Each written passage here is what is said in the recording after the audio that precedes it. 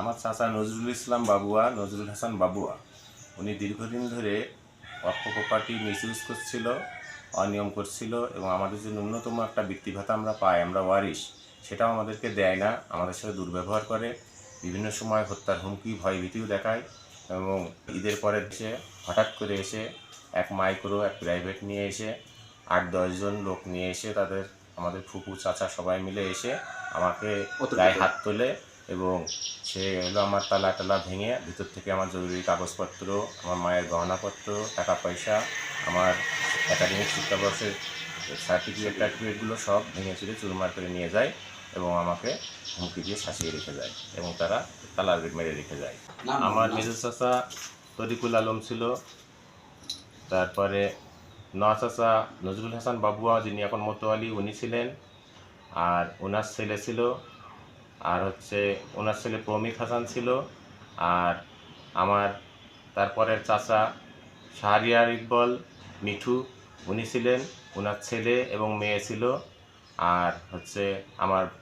বড় ফুপু ছিল, ছোট ফুপু ছিল, বড় ফুপু মঞ্জু ফুপু ছিল, ছোট ফুপু মুনিয়া ফুপু ছিল, তার হাজবেন্ড আলী রেজা ছিলেন, তার ছেলে ছিলেন, তার মেয়ে ছিলেন, সবাই মিলে আরও অজ্ঞাতনামা সাথে ৪-৫ জন ছিল, তাদেরকে আমি চিনি না। তারা হঠাৎ করে এসে অতর্কিতভাবে আমার উপরে হামলা করে বসে। কোটচাঁদপুরে ওয়াকফ সম্পত্তি দখল, আত্মসাৎ, তছরুফ ও লুটপাটের অভিযোগে মামলা। কোটচাঁদপুর সংবাদদাতা, ঝিনাইদহ।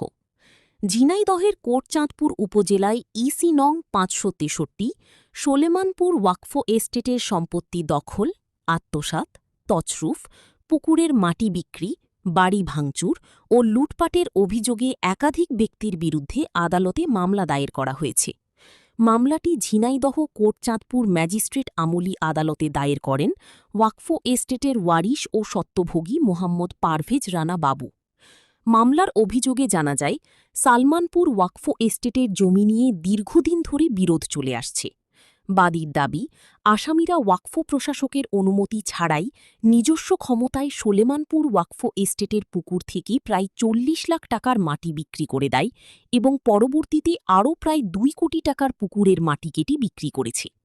এ নিয়ে বাদী প্রতিবাদ করলে তাকে বিভিন্নভাবে ভয়ভীতি ও প্রাণনাশের হুমকি দেওয়া হয়। এছাড়া অভিযোগে উল্লেখ করা হয়, উক্ত এস্টেটের মোতাওয়াল্লি নজরুল হাসান বাবুয়া সহ অন্যান্য আসামিরা সংঘবদ্ধভাবে বাদীর বাড়িতে ঢুকে ভাঙচুর চালায় এবং ঘরের তালা ভেঙে নগদ প্রায় ১৩ লাখ টাকা, বাদী ও তার বোনের একাডেমিক সকল শিক্ষাবর্ষের মূল সার্টিফিকেট ও তাদের